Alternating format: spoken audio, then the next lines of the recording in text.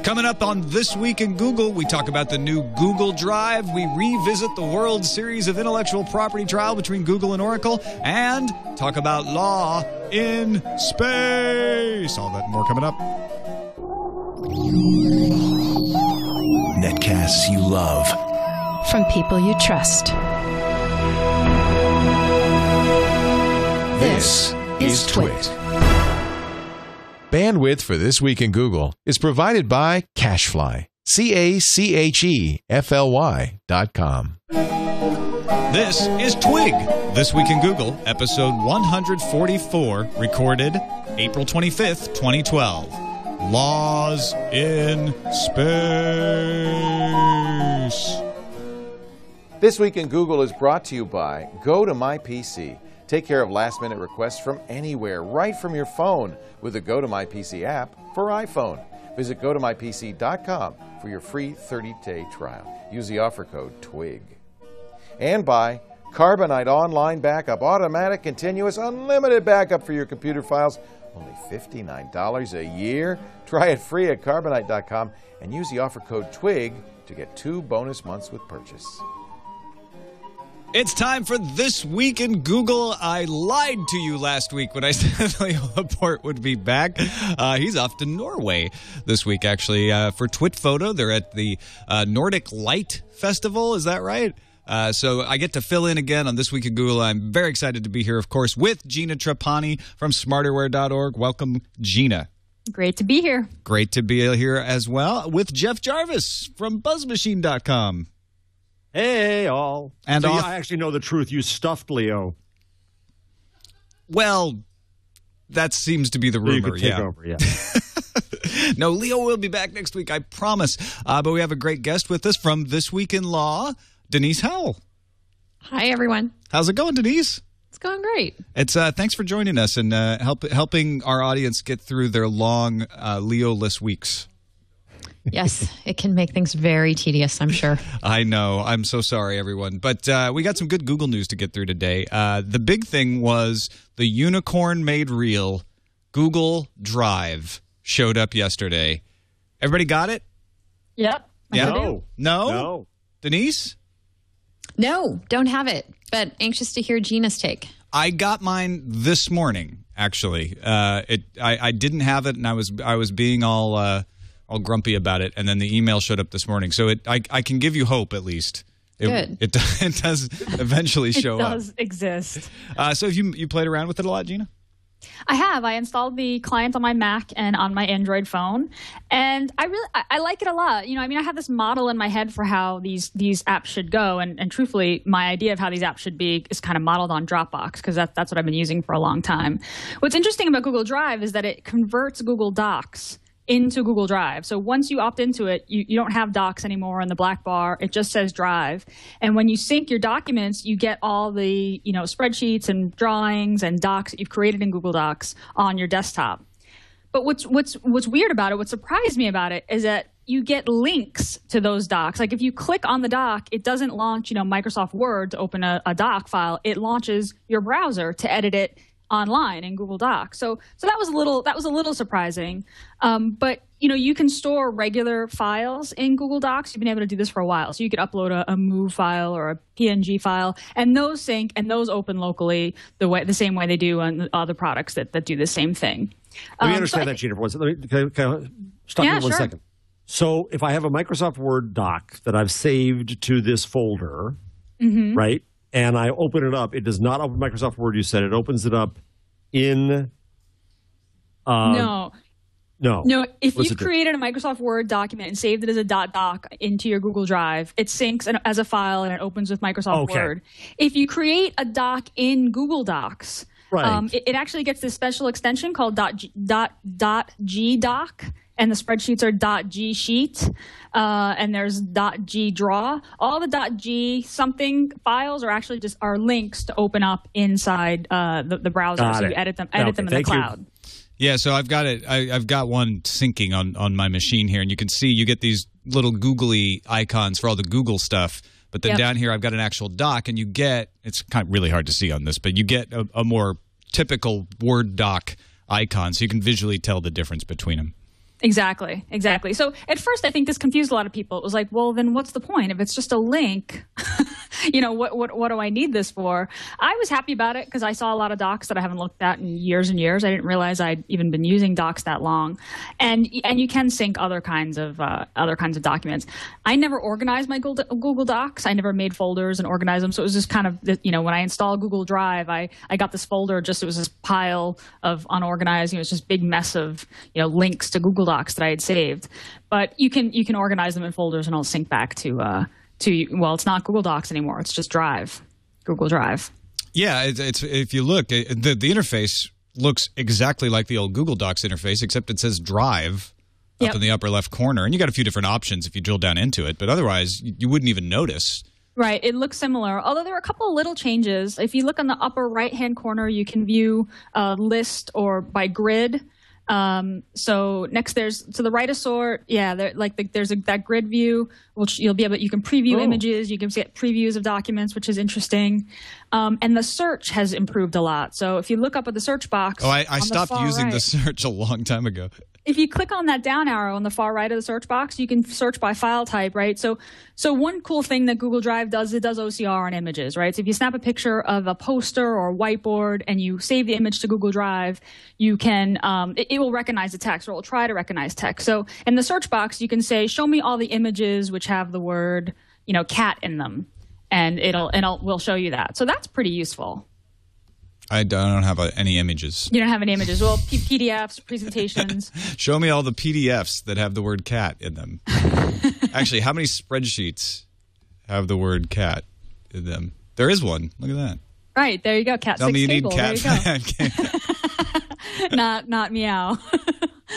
All the cats that meow are feeling. One thing I like about this, too, is that you get My Drive, which shows you, your folders and your docs separate from Shared With Me. And that declutters it quite a bit. Because some people share stuff with me that I just need to glance at, but then it constantly is bubbling up to the top. Right. Now, you do have to, when you sort, it sorts by either share date or headline. So you have to go in and change that. I can't remember now where you changed that, but you can change that to sort by activity instead. Oh, it's over on the left. There's a selection for Shared With Me where you click activity, and then it'll show you based on what was the latest one updated. Right. Now, I'm sorry to be remedial here as usual, but you put a folder on your desktop as you do with Dropbox. Is it operate like Dropbox in terms of just moving something over? Yeah. That's it. Yeah. There's a desktop client that you install. Can I have more than one folder that is synced, or I have to do folders within that folder? When you install the client on your desktop, say on your Mac, it creates a folder called Google Drive, and you authenticate with one Google account. And that represents your drive, right? So everything in that folder is exactly what's on the website, the web app. Right. So if you create a subfolder within it, it creates that subfolder, inside Drive. If you organize files, if you edit files, that kind of thing, it all gets reflected. So it's just like Dropbox. When you install Dropbox, it creates all right, a Dropbox now here's folder.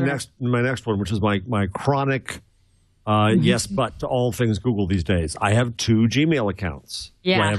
Can I have 2 instances of Drive?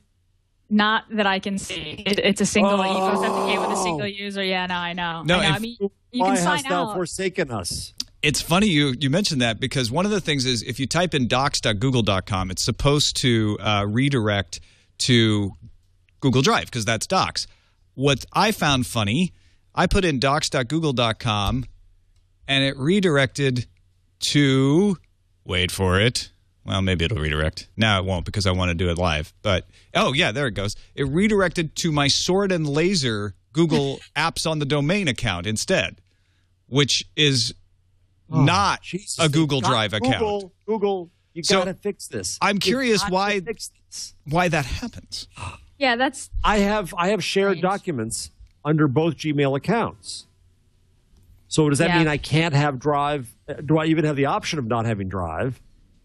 Can I still keep Docs? Oh, sure. Well, you don't have to install the software. You can just use it on the web. Yeah, you can just use it on the web. But I can only do it for one account.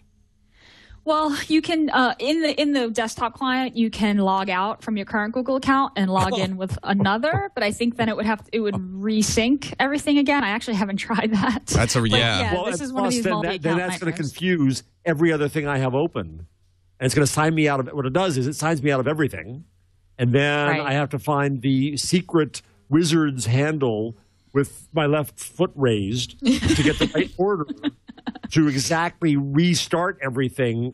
So my one Gmail, my other Gmail, my Google Plus is this account, but my Docs is that account. Yeah, the multi-account issue is an issue for sure. We're going to have a similar issue, I guess, in our household because my son and I frequently share a computer, and he has his own Google account, and I have my own, and he uses Docs for school, and I use it for work, and so I can see where this would be a bit young man, why are you submitting a brief for this essay? Yeah. Do you switch user accounts on the computer itself? Or do you log in with one computer? Just to make it clean, we usually use a different browser. Okay. So that, if I'm logged in one browser, I won't be in the other. Right. I think it's on a per user basis. So if I'm logged in as me on my computer, that Google Drive folder is within my user folder. But if I log out and my wife logs in or someone else in my family logs in, they can have a separate syncing folder. I think it's only if you're sharing the same computer user where it might be an issue. Mm-hmm. Do you log in from the Google Drive app, or like if I log out of my web browser, it doesn't log me out of the app. It doesn't change the Google Drive folder on my desktop, right? That's right. Okay. Yeah, that's right. All right. Wow, I'm only using 0.01 gigabytes. Figured I would add more in there. Gina, is there any indication that now that Google has this in place, there are other things, obviously, that we're storing to the cloud with Google other than our documents? It has its music piece. It has Picasa. Is there any indication these are going to be put together? I mean, it seems like the next logical step, right? That Picasa, that photos and music would tie into this eventually.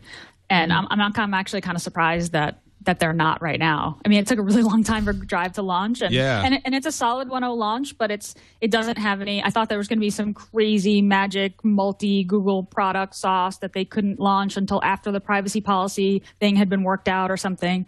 And we're obviously not seeing that in this version, but it seems that would make the most logical sense that music and Picasa would follow suit and get integrated with Drive pretty soon. What else do you think they could do now that they have our docs for our desktop? Well, I mean, one point to make is that the storage fees are now the same across all the platforms.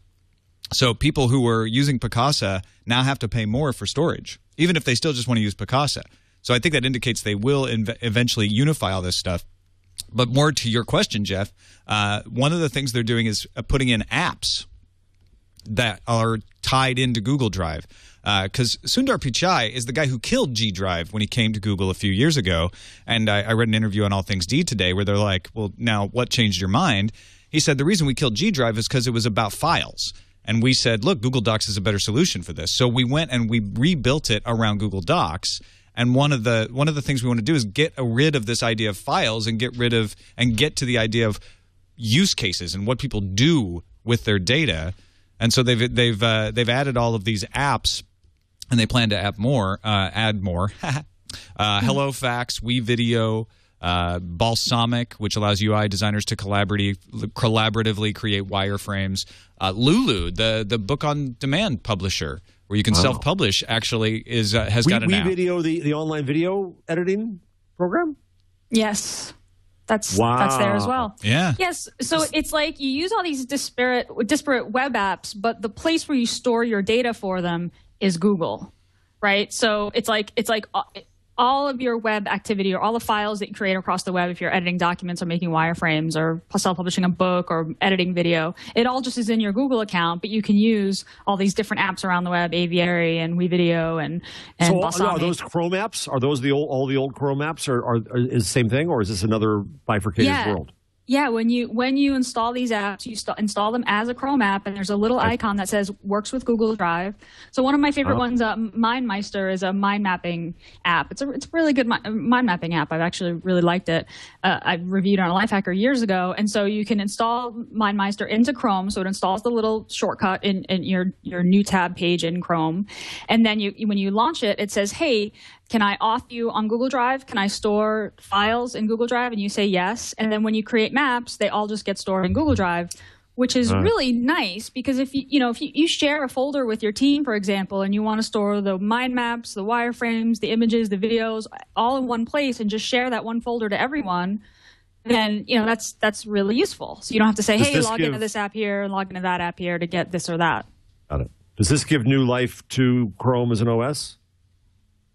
Well, that's an interesting thought because they are talking about the fact that Google Drive will be the file management system for Chrome OS in the next version. There's a beta version of it being used in the current version, but the next rev, I can't remember, is it 12 or 13? That off the top of my head, I can't remember. But they are going to say that's going to be your file management. File management's been kind of tricky in Chrome OS up till now. Now this will be how you manage files. All right, next question. Google read our email and added all kinds of value to that to prioritize things for us and get rid of people we don't pay attention to and all these wonderful things and give me a new excuse for not answering your email.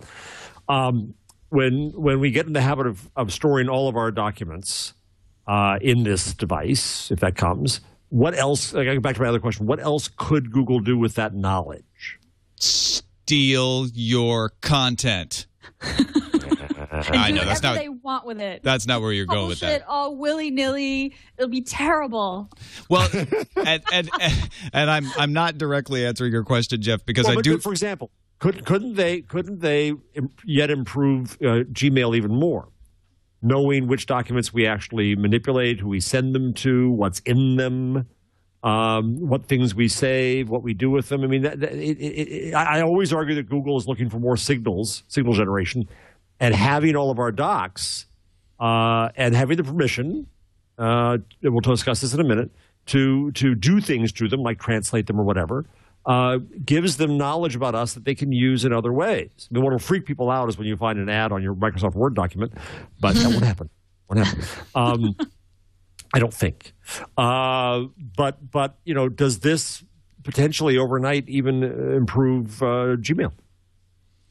I mean, it could, right? And this is kind of what Wave, like the vision of Wave, not to bring up Wave, the long departed Google Wave, was to put communication and collaboration all in one place, right? So to be able to chat and email back and forth, but also co-edit a document. Okay. And this does it in a way that's a lot clearer, right? We know that we edit docs and we know that we send emails, but now that Google, with the new privacy policy, can share that information across the products, they can make it easier to collaborate, to talk to one another about a doc as you write it. And Gina, things what did Wave do that this isn't doing? Well, I mean, Wave had kind of the real-time as you type technology. It was a completely different place that you went, though. It wasn't your email inbox, and it wasn't Google Docs, so that was kind of confusing. Hall & Oates have it. What's that? Hall & Oates have it. Yeah, well, you're talking about the video, the ad with Hall & Oates for... But I interrupted for a cheap joke. Go ahead, Gina. Wave is really... geeky. It had this very full-featured API where you could create widgets like polls and maps, and you could collaborate on things inside of Wave, but they're all really wonky and no one knew how to get them. And there? This is what's happening right with Drive being able to connect to other web apps. I mean, this is a way to be extensible. I think that's just a lot more sustainable, and that people just have a model of like what this means a little bit better. It's like I'm going to use this mind mapping app, and it's just going to save the document back to Google Drive. I think that makes a lot more sense. And it's available across if you're living in the Google universe. It's available across everything, right? So I don't have to save it to my desktop, edit it, and then put it back into Gmail. I can actually just continue to work on whatever it is and go to Gmail and mail it off, or mail a link to Collaborate, or edit that YouTube video. I mean, it gets rid of the barriers, but it also you're not uploading, downloading. It also puts huge barriers around you on the outside. So there's no more barriers on the inside, but it makes it so you don't want to go out and use Yahoo Mail, for instance, because that's not going to have the same integration. Yeah. Right. Yeah, to some extent. Right. And if someone wants to open your file, they have to sign in with their Google account. They have to auth their Google account to do so. So if you're in Redmond, what are you thinking today?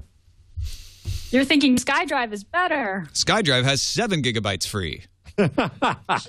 You're possibly thinking antitrust. Are you? Are you thinking antitrust? No, I don't know. You're in Microsoft's Redmond. always thinking antitrust. I think, yes, that might. No, I'm saying on one side because, or the other. the more that Google ties its products together, the more it starts to resemble what Microsoft went through.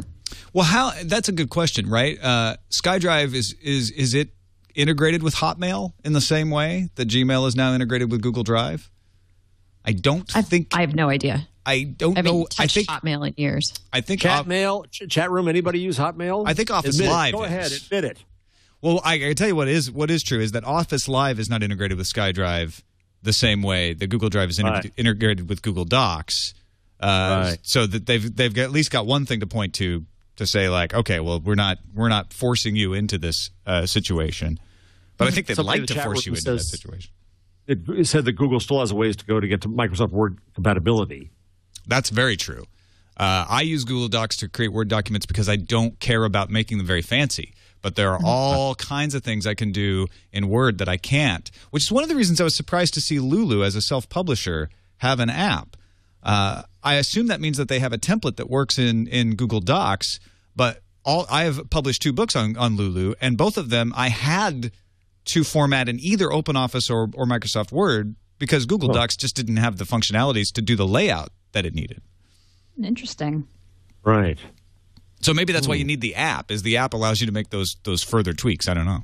I think this WeVideo thing is a big deal. Since I teach at a journalism school, every student here has to get we give them free use of Final Cut. And it's less expensive than it was. But I think we move more and more away from those apps, from Word and Final Cut and all that. And I'm thinking that you could teach journalism students going forward with a Chromebook. You can edit photos, you could edit video, you can create graphics. You could, unfortunately, you can't get the lights to stay on. Sorry. There you go. I'm alive. It's just because you're so calm. You're so centered and zen that the lights just forget that you're there. Somebody in the chat room is pointing out that SkyDrive does have Word docs now, so that is something that they can compete on. All right. Next question: if you're a Dropbox today, what are you thinking? You're thinking, "Gosh, I wish I was integrated with something." But otherwise, I don't know. I think you're also thinking that I don't necessarily want to rush us into this next story, but you're thinking, why didn't you watch the mistakes we made, Google Drive, with your terms of service? That's a really good point. Yeah. Really good point. I before we move off to that, anything else that Dropbox versus Google Drive? I mean, it's a matter of trust, I think, really, and integration. Yeah. Well, and does Dropbox have an API? Dropbox has a great API. I use it for the mobile apps that I built. Save your file back to Dropbox, which from what I understand, no, I don't support SkyDrive. Although, well, I should probably, I don't know if I should say this publicly, but Microsoft reached out to me and said, "Hey, will you add SkyDrive support to your app?" I mean, it's an open source app, and most people are using it at the command line or on Linux. I mean, it's very it's kind of a cultural thing. It's like, and there's just a little bit of a cultural clash there. But I know that a lot of people are going to want Google Drive support just because they probably are already using it. I'm going to use both, right? Like I used Google Docs before. I'm going to using Google Docs now. I used Dropbox before. I'm just going to, I also have the Google Music client running. I mean, at this point, I don't think it's an either or proposition. Dropbox's API is definitely better than Google Drive's is at the moment. All right, we've been hinting around at this terms of service situation, so we might as well get right to it. There is some controversy amongst some that Google Drive, in their terms of service, says that when you upload or otherwise submit content to your service, you give Google and those we work with a worldwide license, not ownership, to use, host, store, reproduce, modify, create derivative works, such as those resulting from translations, adaptations, or other changes that we make so that your content works better with our services, communicate, publish, publicly perform, publicly display, and distribute such content. The rights you grant in the license are for the limited purpose of operating, promoting, and improving our services and to develop new ones. This license continues even if you stop using our services. I think that's one that got people's feathers ruffled. This sounds awful, Denise, but can you translate this? What does this actually give Google the right to do? Right. So part of the reason this sounds awful is because Google tried to consolidate their terms and make them apply across their various services. So, when you're thinking of some of these things, modify, publicly perform, et cetera, they don't really have a whole lot of application to things that you might do with a docs kind of format. So it's one of the pitfalls of trying to make things apply to each and every service. There are going to be some things unique to each service that maybe deserve their own terms. And so it's just, a downside to taking that approach. The other thing that is important, and I wrote about this when Google Plus came out and people were worried about uploading their photos and using the Picasa aspect of that, is that Google does do what a lot of other companies don't and say, yes, you're going to grant us a license so that we can effectively give you access to and make our services work well with your stuff.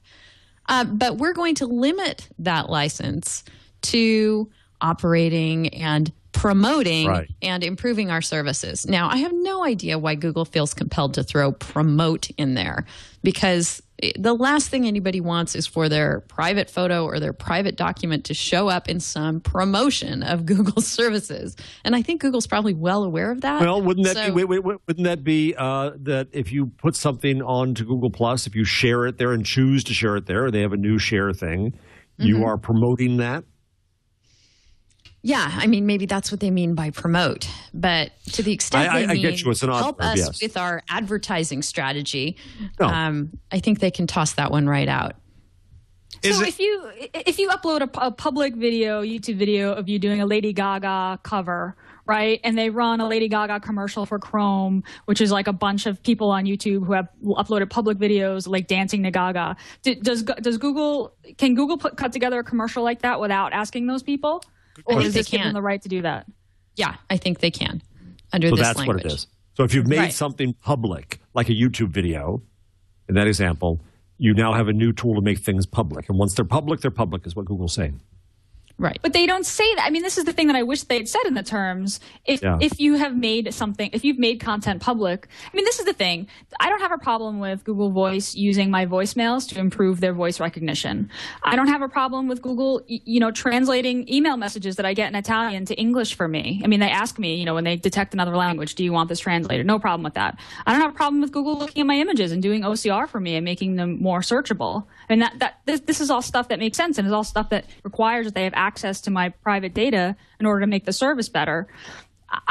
It sounds like these terms mean that if I've uploaded my super secret, business model from my new company and I've only shared it with my co-founder, that Google can publish that without my permission. No, and that doesn't sound like that's what they're saying. That's what these terms seem to imply.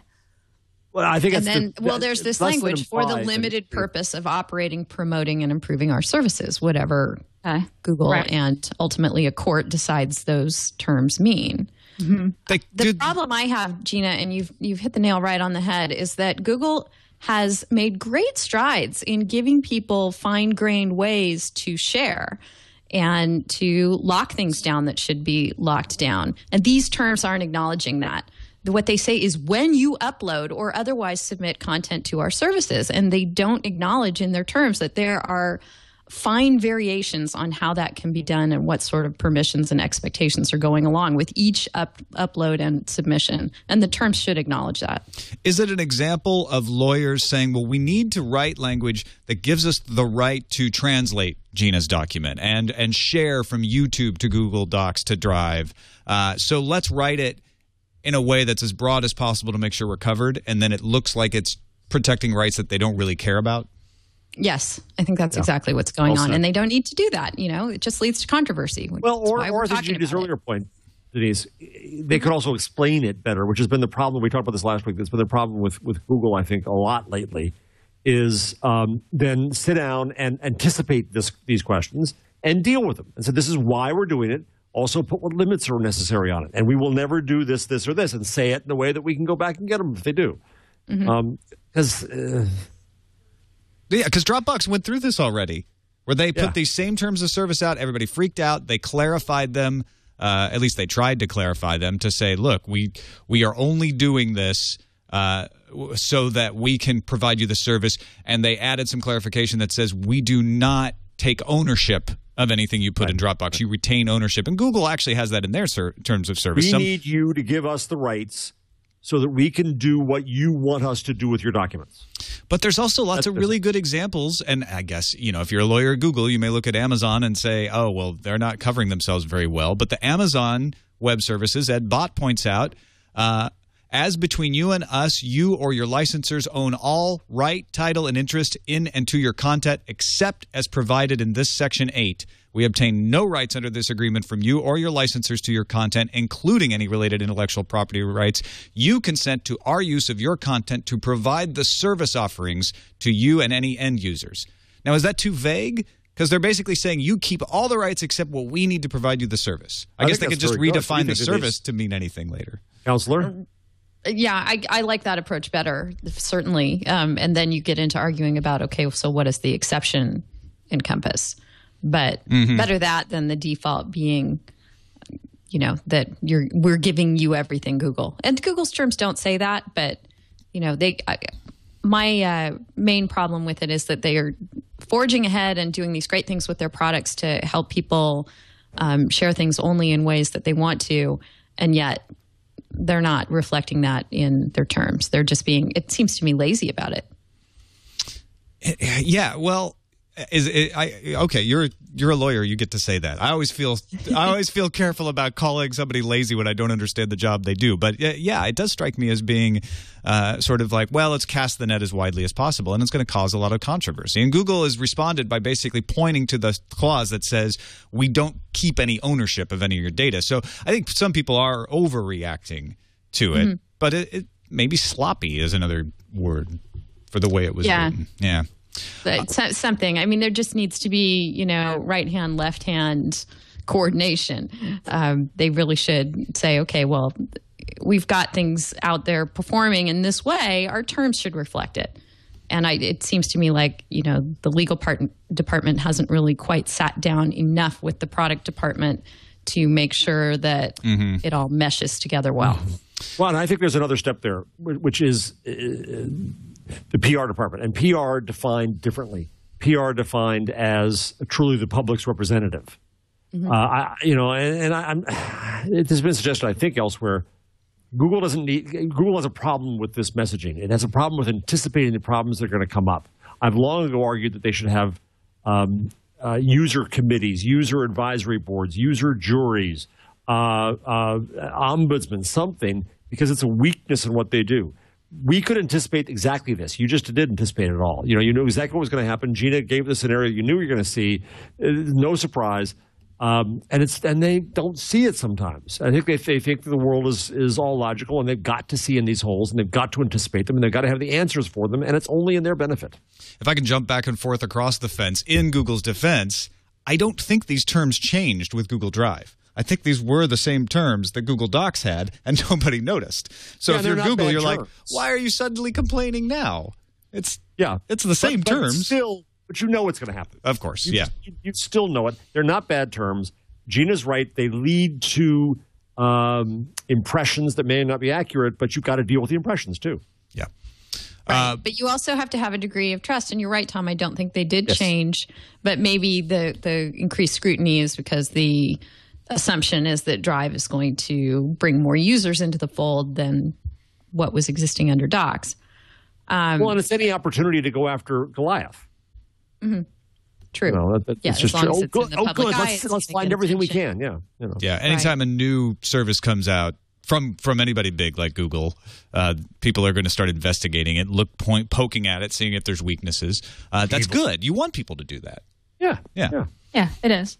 But, I think to kind of zoom out, I think the truth is that when you're using free services like the ones Google provides, there has to be a level of trust, right? I mean, if you're not paying for something, if you're not paying with money, right? You're paying kind of with data. Pay, but right, well, you can, but for the most part, I mean, you can pay in some circumstances, yeah.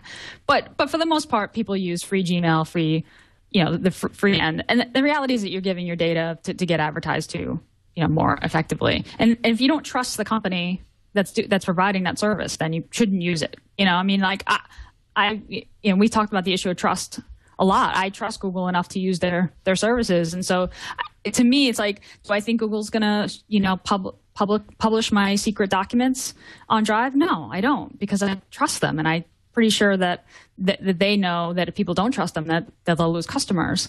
But if you read the terms of service, if you distrust Google, which I think a lot of people increasingly are to some degree, then this might not be acceptable to you. But it's a question about whether or not, what is acceptable to you. Yeah. Just want to point out before we move off of Google Drive as a topic, The Verge has an excellent chart up comparing Google Drive, Dropbox, iCloud, SkyDrive, Syncplicity, Walla, Mozy, Spider Oak Box, SugarSync, Cubby, which is from LogMeIn, Live, Kive, and InSync. Wow. So you can just, and in many different categories, from how much storage you get for free to the file size limits, encryption, what clients are available for what platforms. By the way, one of the Google employees on Google Plus today pointed out that there is not a Linux client yet for Google Drive, but it's in the works. They're working on it, and all they'll say is soon, but it's definitely something they want to provide. That's an advantage Dropbox has right now, is Dropbox has a Linux client. But SkyDrive wins in storage, 7 gigabytes. iCloud is the only one who doesn't do version tracking. There's some interesting stuff that kind of comes out when you look at it in this chart. Question: why didn't Amazon do this? Amazon does have a storage locker. But not a consumer level, really, right? No, they do. Yeah, it's really. It's a part of your music subscription if you buy from Amazon. There is a general purpose 5 gigabytes free Amazon storage. For docs and everything. It doesn't have the docs. It doesn't have version track. It doesn't have a lot of these features. It's a very basic storage. Yeah. They have AWS and they have that storage, the vault. It just seems like it was a baby step. And they have the ability to read things anywhere on Kindle. I don't know. It just seems. Yeah, well, exactly. When you're S3 and you're powering things like Jungle Disk, which is a backup service, you think it'd be easy to just put one of these together. But I guess that's the thing, is it's not easy to make one of these front ends that does all the things that Spider Oak and SkyDrive and Google Drive are going to do.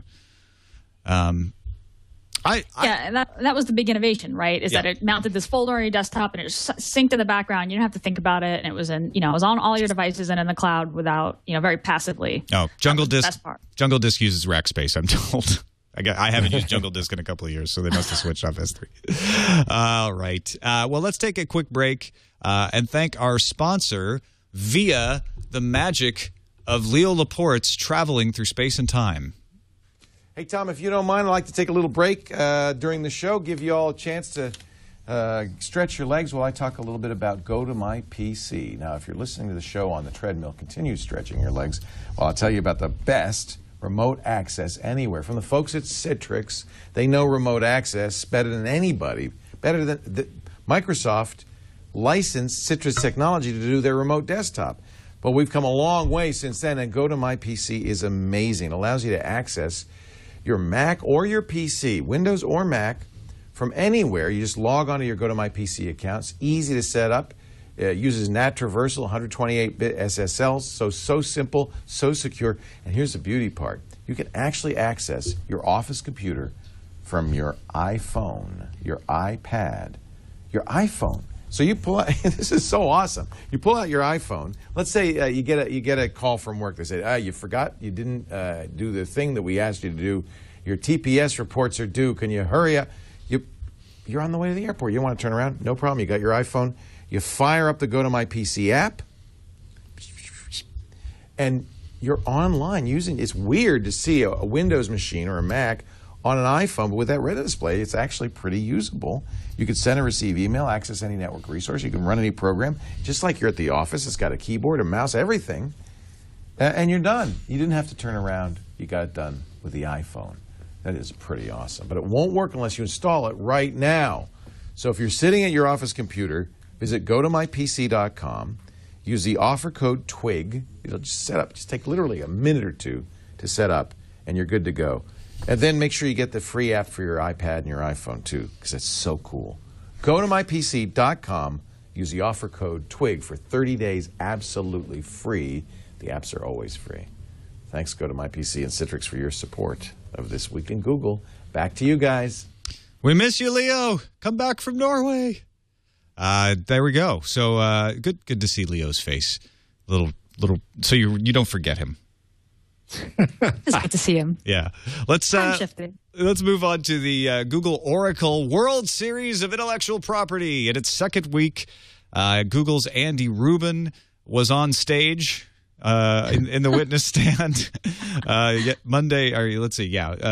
today, actually, this morning, and also a little bit yesterday. Eric Schmidt defended Android in court. This is one of the reasons we wanted to have Denise on the show. What's your take on where this is going? I mean, we talked about it quite a bit last week on This Week in Google, and you guys have talked about it on This Week in Law. We spent Monday with a computer science explanation about APIs, and then we seem to have spent the past couple days saying, in this email, are you admitting that you needed a license to Java? And both Andy Rubin said, no, I don't believe we do. And Eric Schmidt said, I don't remember anything. Right, and it's interesting that all these zingers are coming out on cross-examination, too. Google is putting on its case, its defense at this point. So the sound bites that you've been seeing in a lot of the media coverage are when David Boies gets up and cross-examines Google's witnesses. So he's making some headway with them. The most critical thing at this point, I think, is this API issue, what the court is going to do with that. Whether they're going to determine that APIs can actually be something that are subject to copyright infringement. I think that has huge ramifications. And, in the meantime, it's just kind of Google what'd you know when, and Boies, as I mentioned, is making a lot of headway with Google's witnesses. It's interesting to me, too, that the developers that have emailed into the various shows here are split. Some of them very vigorously, religiously say, no, APIs should not be copyrightable. They're just addresses in the address book. You can't copyright the phone book. You can't copyright APIs. Others say, no, it's not the same thing. It takes work to create an API. It's code that I've created. Now, I know we talked about this a little last week, Gina, but having had a week of this case banging around in public, any additional insight into which way you think they might go with this? Well, Andy Rubin sent an email in 2006 or something saying, hey, we should get the license for the Java.lang APIs. That seemed pretty damaging, right? I mean, and that's what the other side has been saying, that, every other company has bought the license for these APIs, everybody except Google. And then Rubin sends this email saying, hey, we should buy this license. I mean, I'm not a lawyer. I'm just a developer. From my point of view, and I'm a little bit of a hippie about things, everything should just be, I don't think everything should be free. But to me, as a Java developer, these APIs seem so incredibly core to the language. And because there's so little that you can do with the language without them, it seems to me to make sense that they would be part, like I take Google's side of it. But if Rubin sent this email, then he knew that, it sounds as if he knew that they should have bought a license. So now I think it just makes them look bad to say, we don't need this license. This is just part of the language. What would it cost, Gina? What kind of scale? Do you have any idea? I don't have any idea how much it would have cost. I mean, I think we can safely say that Google could afford it. Right? You're not a lawyer, Gina, and neither is Andy Rubin. I think it's really interesting that the strategy in the case has been to get all these non-lawyer engineers to come out and say, to delve into their emails and see, I guess we need a license. They don't know whether they need a license. It's not their job to know. Right. I mean, that's a good point. I mean, there have been plenty of times when I've sent emails in situations at companies and be like, hey, we need to buy whatever license we need to cover our butts with this, whatever we need, let's get it. So, I mean, that could have been, I mean, I think Andy Rubin probably knows a whole lot more about Java than I do.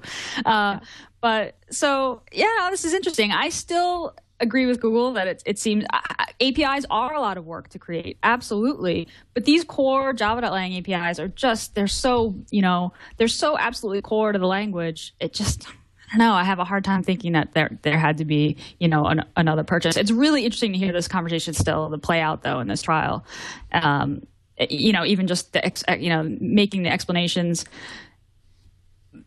understandable by the jury and having all these kind of rock stars in tech, take the stage. Well, I think that it's one of the reasons it's getting so much attention is you're like, oh, look at that. And Larry Page is on. And now Larry Ellison. And now it's Eric Schmidt. It's, it's a cavalcade of stars. Yeah. But Denise, to your point, I mean, a lot of what they're asking them is, what did you know and when did you know it? But is that just maneuvering to try to affect the damages? Because it's not evidence of anything.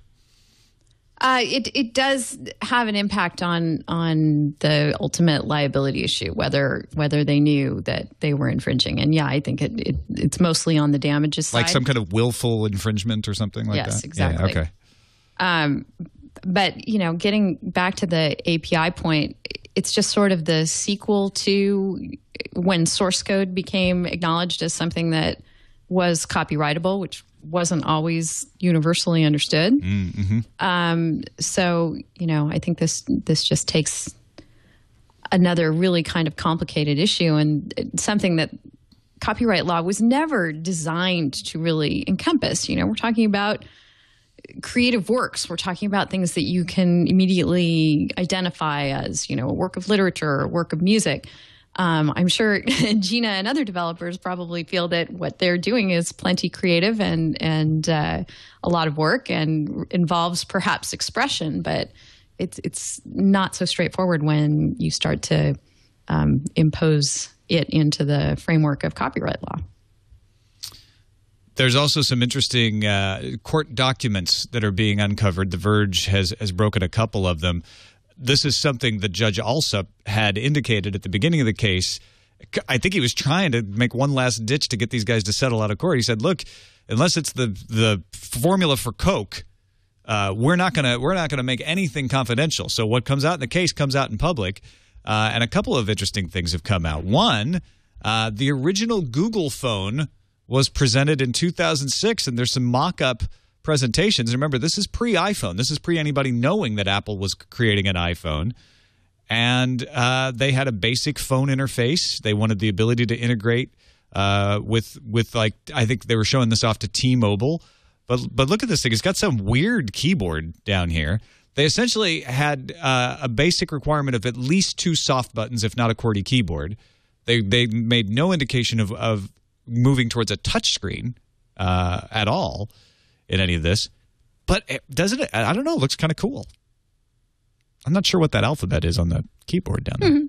It's fascinating to see this model, now that we've moved into this full touchscreen world. Like, it's so obvious that the full QWERTY keyboard isn't always a good solution.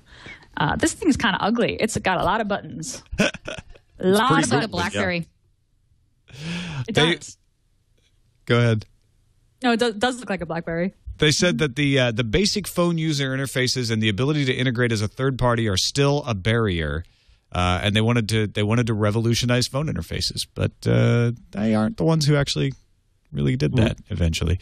The other court document that is getting some attention is Google's proposal to subsidize the data plan instead of subsidizing the phone. In the current situation, you go and you pay less for the phone and you sign up for a 2-year data plan. Google said, we want to turn that on its head. We want T-Mobile to sell the data plan for our phone for $9.99 a month. This is in 2006, mind you, to reduce the cost. And the company would then forego commission it earned from T-Mobile for referring Android buyers to its online store. So they thought that might balance it out. T-Mobile, you keep the cash for all the masses we're going to send to you, and you reduce the data plan. It is brilliant. Why don't you think it happened? Phone companies don't like change. Yeah, and it's probably 15 because I think it undercuts their pricing.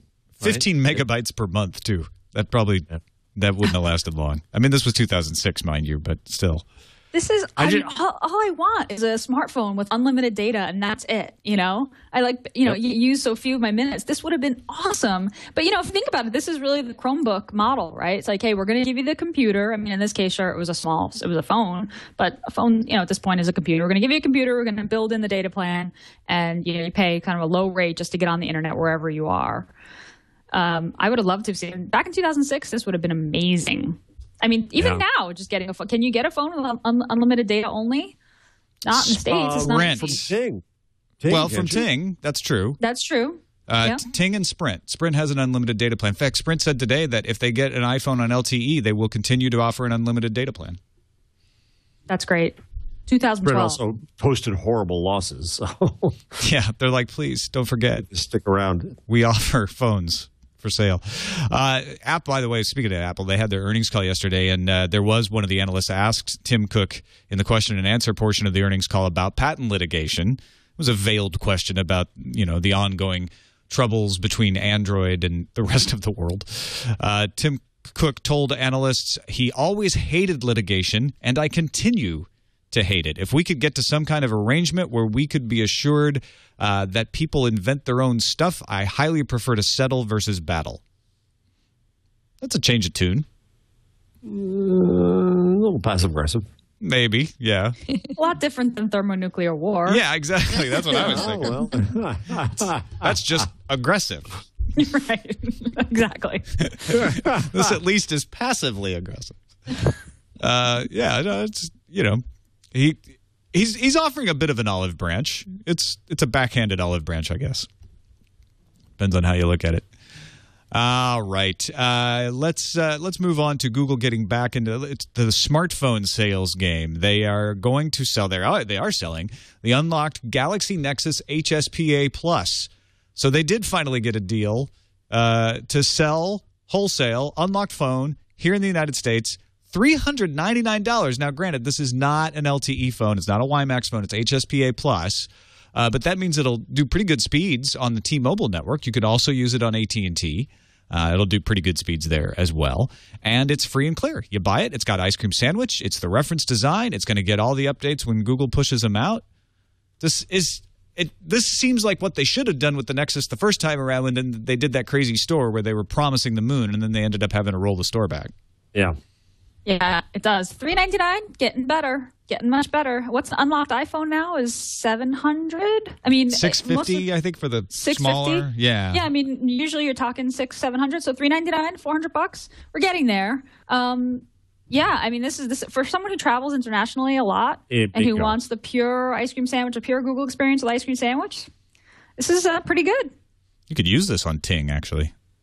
I think. Can you? No. Ting is Sprint. It's not CDMA. GSM. Oh, it's not CDMA. GSM. You're right. CDMA, okay. Yeah. I was mistaken. Because I think I'm going to bet that Ting could only do a deal with Sprint. Right. And otherwise, it's too bad they're not GSM. I mean, that'll all change at some point. Yeah, well, when Sprint Sprint has LTE in like 60 locations. And by locations, I mean they have like 60 towers. Most of it's in Kankakee. But by the end of this year, they actually want to be in 7 or 8 big cities, and they're going to keep rolling until 2013. Whether they can get there in time to keep themselves from going bankrupt is a whole different matter. But I really like that Google is getting behind this idea of unlocked phones. Me too. You buy the unlocked phone at a reasonable price for unlocked, for sure. It's not top of the line for data connection, but it's the Galaxy Nexus, so it's a good phone. Yep. And the other interesting thing to this is it's sold through the Google Play Store in a new area called Devices. Plural. Now, are we reading too much into that? I mean, you wouldn't call it device, I guess. But everybody's looking at this as evidence that Google will be selling a tablet, as Eric Schmidt has promised, by the summer. And glasses. And the glasses, right. The self-driving car might show up there someday, too. Yeah, the self-driving car, Chromebooks. What else?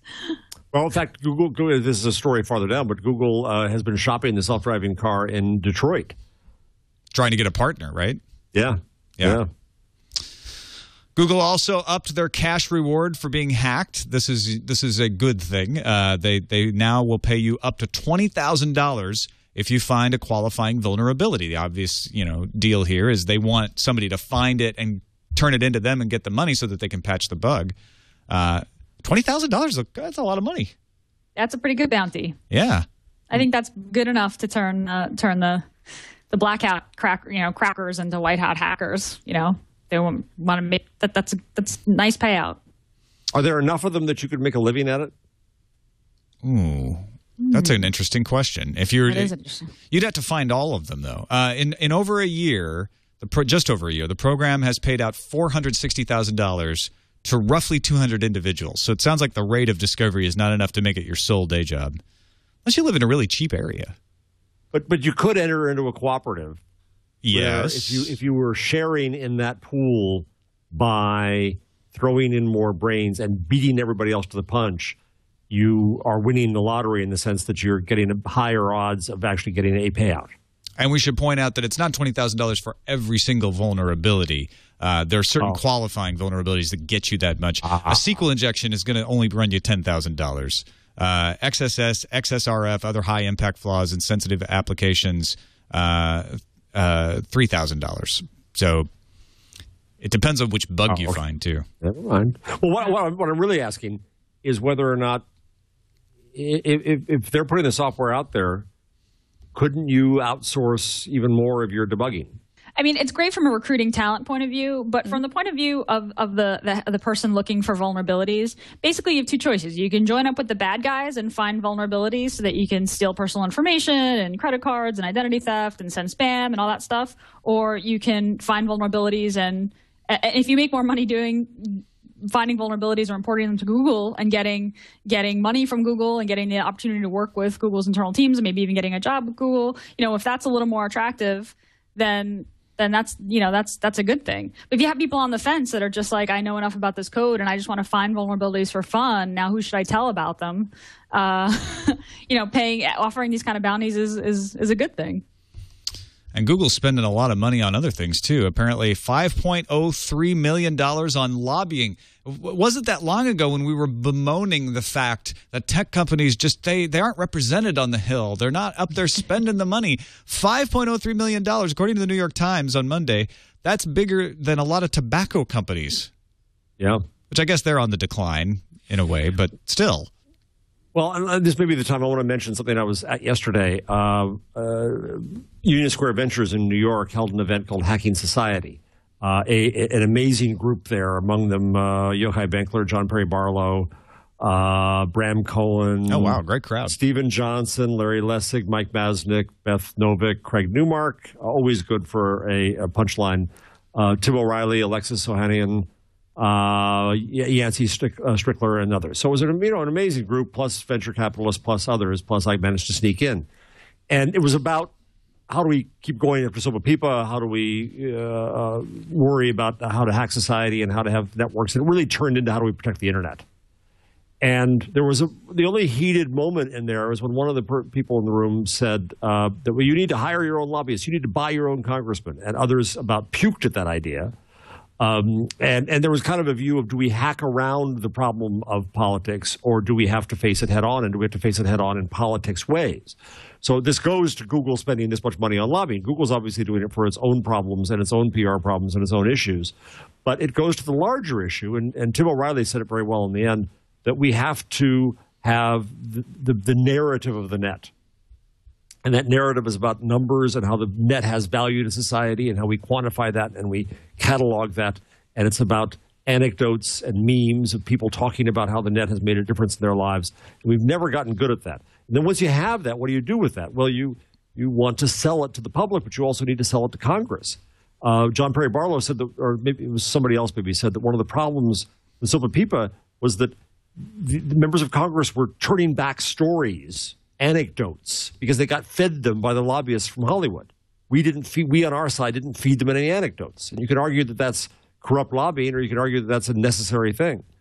And then Yochai Benkler proposed a pledge that politicians should take before they get our votes and money, which is an internet freedom pledge, a very simple thing, any party. You don't do it, you don't get the vote. So it was an interesting group an interesting discussion, and I'm not sure it got, to any destinations. But if Google is spending money on lobbying, yes, they're doing it for their own purposes. Yes, they have to do that. But it's also part of a larger question of do we finally educate Congress? Are we willing to not vote for Al Franken, even though we like him otherwise, because he's defending Hollywood? These are some of the things we have to start considering as a community. And how do we make sure that Google is representing our interests? If they're going to be, outspending everyone else, they're going to be pursuing Google's interests. Of course they are. That's fair. And they may be on your side on a lot of issues, but then again, they may not. Precisely. I mean, my example always is I think Google did the right thing finally in getting out of China, but then they turned around and did the devil's deal with Verizon on net neutrality wired, no net neutrality wireless, internet versus schminternet. And Google was following its own interests because it had gotten bed with Verizon, and it needs to. And I hope there are a lot of people at Google who hate that too, but they crossed a line there. And no, they are not there to represent our interests. As much as I'm a certified Google fanboy, they are not the representatives of Internet Nation. Yeah. But aren't they the closest that we have? I mean, of all the companies that are advocating for the open web, don't you feel like Google gets the closest of anyone? On the power to issue ratio, they're probably the closest, yeah. They have the most influence. They absolutely are. Yeah. And part of what was asked for, too, yesterday was early warning signals, which, EFF is out there. But EFF was saying that, we don't know everything that's coming down the pike. That's the problem. We only know some proportion of it. Clay Shirky was arguing for an internet fire brigade where the people who were massed together against open people could be kind of called together again in a true emergency. It sounds good, and Clay's brilliant, but I don't know that is going to work practically. So yes, Gina, you're right. The best we have right now is Google. And Google, I've heard this from Eric Schmidt, they don't want to be in that position. They don't want to be the ambassadors of the internet. They don't want to be the governance of the internet. They don't want to be the policemen of the internet, any of those things. But right now, if we don't do it, then we're putting them in their position, and we better trust them to do it. Then we better not complain when there's no one else fighting for our interests against Verizon, when they end up in bed with Verizon. And frankly, as Google gets larger, it gets harder for them to be true to their own ideals, much less anybody else's. Sadly, yes.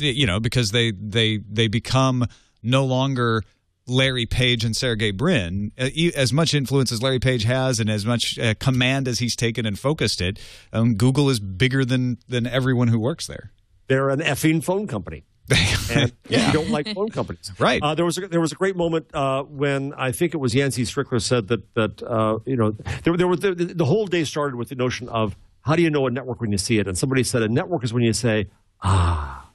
And it's not a network when you say, ooh. So you say Kickstarter, Reddit, Verizon,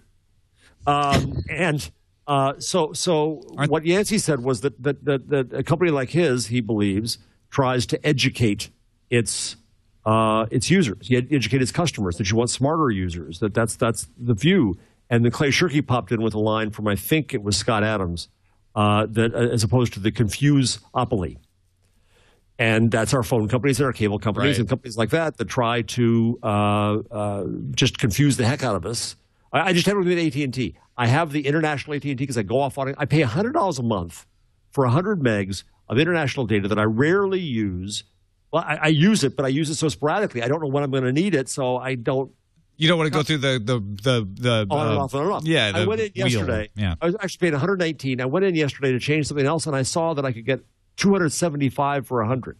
Now, why didn't they just change me? Why have they been ripping me off that level for the same amount of money? Because that's what we do. That's how we make money. It's capitalism. It's free market. Right. No, but capitalism can really be better. But so if we're going to think like ecosystems and networks, and we're going to think like the open internet, we're going to preserve that open internet to create this new society. It all started off or it ended off with somebody from I forget where quoting Joey Ito in the op-ed he did in the New York Times a while ago, starting off with this sentence: "The internet is a belief system." And I've argued on the show often that we have to have a discussion of principles, and that's where the discussion has to start, not into the weeds of this reg or that reg, this congressperson, that congressperson, this suit or that cert. If we don't have the discussion at level of principles, we're going to get messed up. So sorry to go off on this rant. No, it's great. That's just a plain Jarvis rant. But I think it ties starts in with this idea of lobbying. It does. It starts with the idea of lobbying, and it partially explains why Google is making this huge effort. Cash Hill over at Forbes has a great rundown of at least 7 big categories of legislation that begin to explain why Google would be so engaged in Washington. And I think they've probably reached the conclusion that, you know, in order to hack Washington, this is what you do. You send your lobbyists there, and it's an education effort. Well, power lies where people believe it lies. I learned that from Game of Thrones. Game of Thrones, exactly. There you go. It's just shadows on the wall, Tom. It's just perception. Exactly. Thank you. You know, I was going to say, like, the best and worst thing about geeks is that they look at a crappy system and they just want to, like, rebuild the entire thing from scratch. But the reality is that in some situations, you have to work within the crappy system first before you take the whole thing down. So that's how I feel about the lobbying. It's the buy or build decision. It is. It's totally the buy or build decision. That's where we are in society. So Gina, wait, are they buying or building? I was thinking about you often yesterday, Gina, because you know, I quoted you often on this point that hackers hack around, and sometimes you can't hack around. Sometimes you have to face it. And that's what that was a lot of the divide yesterday. When it was distasteful when it was Naaman Wolf was talking about how you have to hire lobbyists, you have to raise money, you have to, you know, kind of buy your congressman. And others, and I find it distasteful too. But John Perry Barlow said that he used to be, you know, a wholehearted libertarian and kind of tear it all down. And he said, no, we need some legacy institutions to continue. We need them to continue smarter. We can't get rid of them all. You know, we do need a mix, and I agree with that. But we are in the process of reinventing these institutions wholeheartedly. And, Gina, it's a beautiful way to put it. It's buy or build, and Tom too, that sometimes you have to rebuild and you have to disrupt and you have to leave the past. And I think that's what's happening in news to a great extent. But sometimes you can't afford the price of that much disruption. I'm sorry, I'm laughing at Coyote Brown in the chat room. He says, a Google engineer, a senator, and a venture capitalist each bid a common sellsword to kill the other two. Who lives, who dies? Well played. Real quickly, we got to, speaking of paying bills, we got to pay ours in a second. But I like what you're saying about the when we I wish I could think who said that, but it was not my line. Yeah, when we say Google, what's your reaction? There we go again. I still am in the awe column. Still there are things they do after all these years. Say, but I'm still in the awe column. Yeah, sure. Given what they did today, what we just announced, I think there's a lot of awe in that. What about you guys? Denise, what about you? What did they announce today? Google Drive. Right. Oh, Google Drive. Well, yes, I think there's a lot of awe in what Google does in general. I'm in the awe column too. Gina, you still awing? Yeah, I'm still eyeing. Tom? I think I'm. All right, now get the Leo pulpit up. It's mostly It's not It's just, how do we name the show this? That's going to be difficult. Google makes you say, I don't know how to spell that, though. All right. Speaking of Leo, he's got to butt in again and tell you about another great sponsor that we have for This Week in Google. Thank you, Tom. I don't want to horn in, but I'm here from Norway. Actually, it's amazing. It looks just like my office. Talking about Carbonite Online Backup. If you heard Steve Gibson, I think he was kind of surprised. On Security Now, he did a review of all the cloud backup. Actually, it wasn't a backup review. It was about cloud storage, like Dropbox and stuff. And he said, you know what? Carbonite's actually really good. I was pretty pleased. Unlimited backup, $59. That's less than $5 a month for everything on your internal hard drive. Secure, reliable backup for $59 a year. Carbonite.com. Mac or PC, this is great. Now, if you have a PC and an external drive or multiple PCs, they've got a solution for that as well. Just visit Carbonite.com. And try it free for 2 weeks. If you use the offer code TWIG, do use the offer code TWIG for the trial, because then when you buy, you'll get 14 months for the price of 12. You'll get 2 free months. Carbonite.com. Easy to install, easy to use. You just set it and forget it, and it's backing up whenever you're online securely to the cloud. Steve said it's great cloud storage, but it's also great backup. Continuous automatic backup to the internet. That's Carbonite. I want you to try it free, and then you tell me next 2 weeks. Use the offer code TWIG. And back we go to our roundtable already in progress. Tom? Thank you, Leo. And come back soon from the cold fjords, please. Before we get to our tool tip and number, any other stories here we want? Thank you so much for talking about hacking society, by the way, Jeff. That was good stuff. We mentioned the self-driving car with Detroit. Anything more to mention on that one? No. Well, the one thing about that one is they say it could also be an aftermarket product. So, imagine getting your old Volkswagen Beetle, and suddenly it's a self-driving Beetle, and you can call it. Now I'm missing the punchline. What was the name of the car? Herbie. You can get the true Herbie. I'd like to Herbie the Love Bug my car, please. That's good. That's really, they said that? That's really cool. Isn't it cool? I'd like to ask the group one question. Sure. Do you really think there's money to be made in asteroids? Planetary. What is it? Planetary Resources? Is that the name of that? We covered this on Tech News Today yesterday. Yeah. Planetary Resources, Inc. Co-founded by Eric Anderson of Space Adventures. So the guy has done space tourism already. And Peter Diamandis of the X Prize Foundation. So he's figured out how to give people money to start private ventures into space. I think actually coming up, we've got one of our first trips to the International Space Station from a private company. So they want to mine asteroids. There are 9,000 asteroids that are greater than 150 feet in diameter near Earth.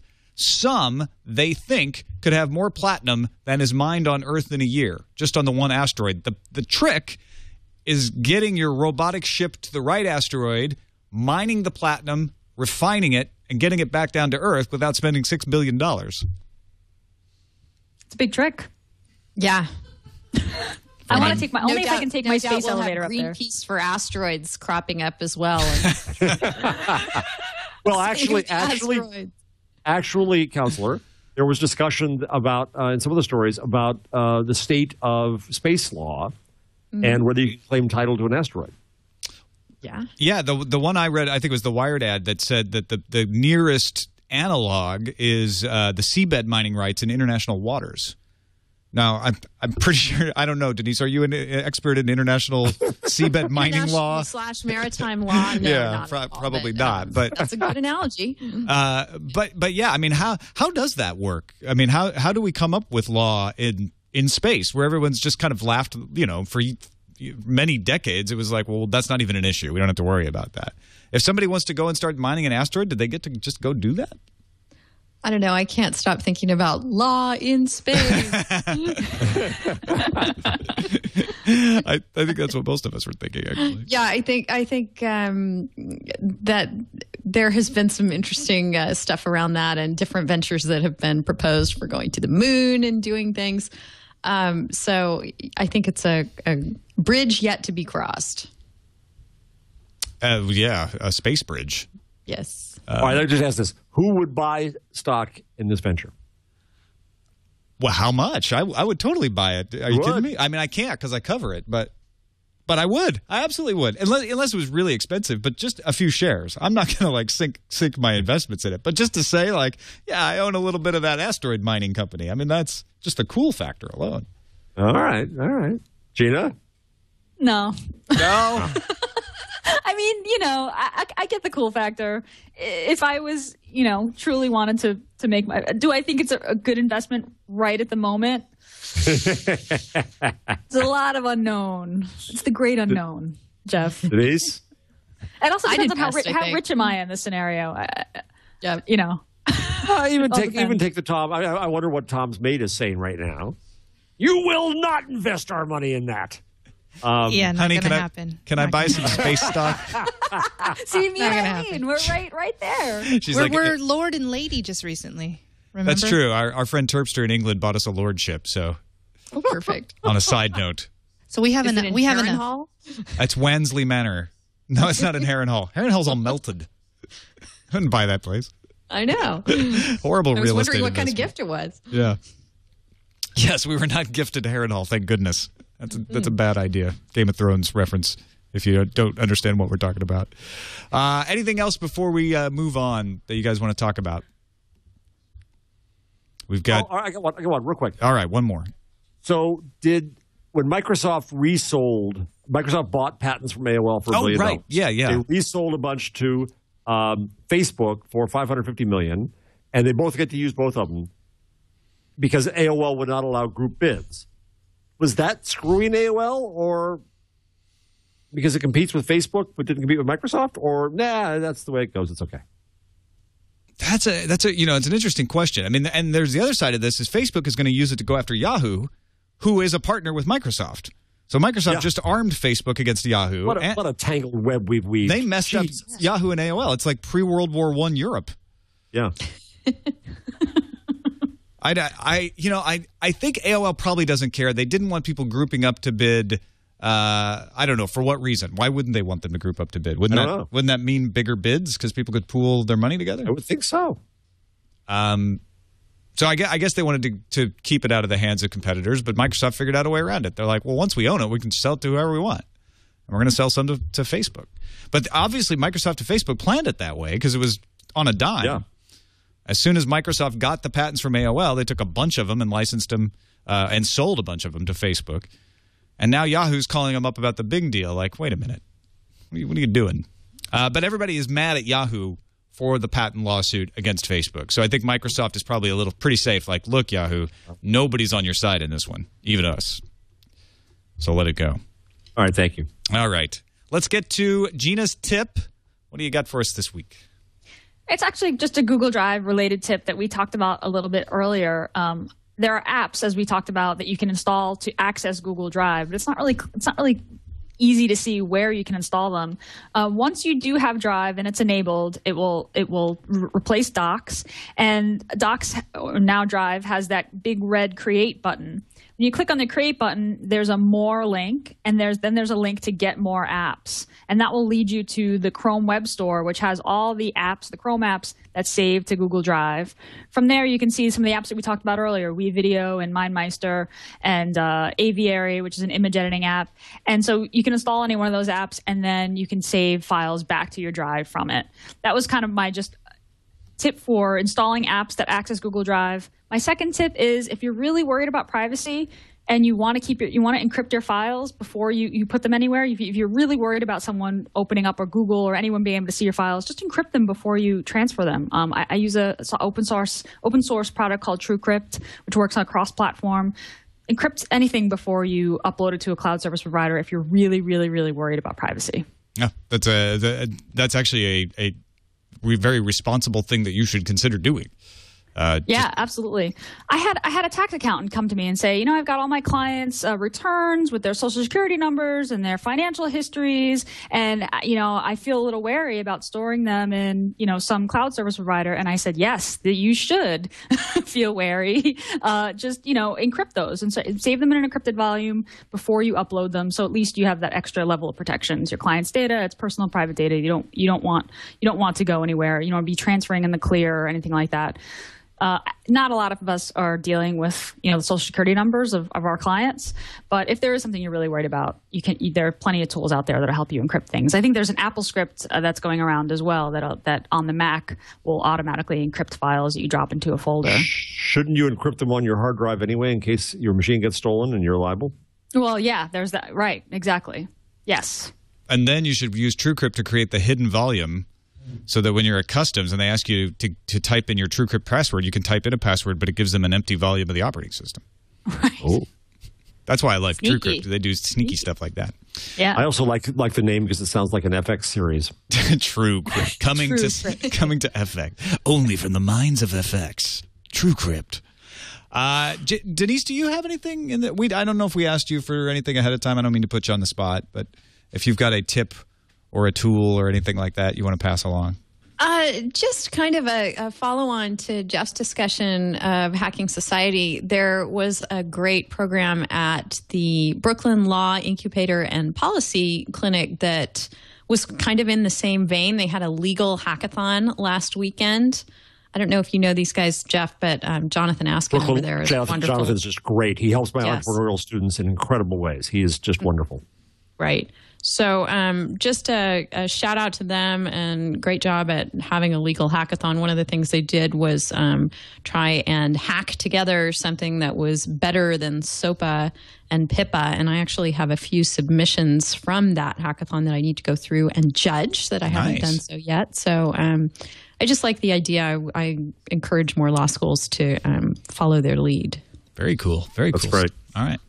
Mr. Jarvis, you have a number for us, I hear. You know, it's one we know, but I love Henry Blodgett on Business Insider takes the obnoxious story that should be on one page and making it into a 20-page slideshow to its extremes. But sometimes it's fun to watch him get himself in a lather. So he did one on Apple's results that said that Apple went from a 100 million in 5 years went from 0 to 100 million as iPhones alone. Say that again. The iPhone business alone went from 0 to 100 million in 5 years. Wow. But wait, there's more. Apple generates $7 million in cash per hour. But that's not all. It has $100 billion in cash, which makes the 37th largest country's economy. But wait, there's even more. Call now and we're going to tell you that Apple's profit was bigger than Google's revenue, which is pretty Apple's profit was bigger. Keep that in mind. Revenue is everything. Profits, revenue minus costs, roughly speaking. Unbelievable. Oh, snap. They are cheap at Apple. They don't spend money on anything. That's crazy. Numbers, I should have said. Numbers. Do I also do you do COD or if I use my credit card, do I get a bonus? All right. I've got a tool. Actually, I'm prepared this time. I do This Week in Google 2 weeks in a row. I end up being prepared. I have a tool that I just installed this past week. I use Simple Note to manage my to-do lists, actually. It's a hack-together system of my own, but all I have is I have a next actions, a waiting, and a projects list in Simple Note that I can access in the cloud on any of my devices. For my Mac laptop, I use Notational Velocity, but I've been looking for a better solution for my Windows desktop, and I ran across a Chrome extension, which actually works on OS X Chrome, called SyncPad for Simple Note. And I was like, okay, I'll just use this on Windows, but I think I may end up using it on OS X as well. It installs this little notepad icon up in the upper right of your Chrome browser, and then when you drop it down, it just gives you all of your Simple Notes. So and it opens up. You can edit them. You can say remember to tweet about Twig. And there it goes. Now it's synced to my phone, it's synced to my tablet, it's synced to my Windows desktop, and then when I'm done, I just pop it away. It's great. Very nice. You live in La Vida text file, Tom. I know, right? I pretty much hacked together something like that. And it's so easy. It just works for me to do it that way. So SyncPad, SYNCPAD for Simple Note is the way I'm doing it. All right, that's it for This Week in Google. I promise, I mean it this time, Leo will be back next week, right? With herring in hand. Yes, he will be back next week. Will he be back bearing herring? Sure. Sure. Will he be telling us winter is coming? He'll be telling us winter is back there. I left it in Norway. I was at the wall. All right. Denise Howell, thank you so much for joining us. It was great having you. Two shows in less than a week. What a pleasure. Let folks know about really fun. This Week in Law, where they can find that, and all the other stuff you do online. We record This Week in Law right here on the TWiT Network every Friday at 11 Pacific, 1800 UTC. Love to have you join us. Please do. Also, Jeff Jarvis, a pleasure. As always, buzzmachine.com. And which of your 6,000 books are you plugging today? Well, you know what? All worth reading, by the way. Gutenberg the Geek on Amazon, and I'm going to do a free day. So watch my Twitter feed. And I'll do a free day. You can have it for free. The only thing I ask is you tweet it. Nice. All right. That's a deal if I hadn't already bought it. But it's a deal for people who haven't bought it, so check it out. It's a good book. And Gina Trapani from smarterware.org, always a pleasure as well. Anything to let the folks know about? Great to be here. And as always, just give ThinkUp a try. ThinkUpApp.com.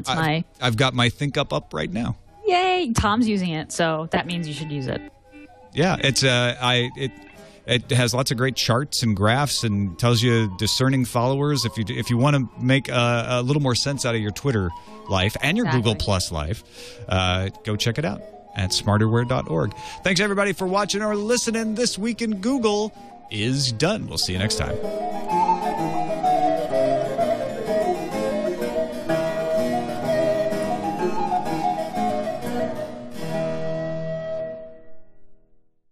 We have puppetry going on back here. Sorry.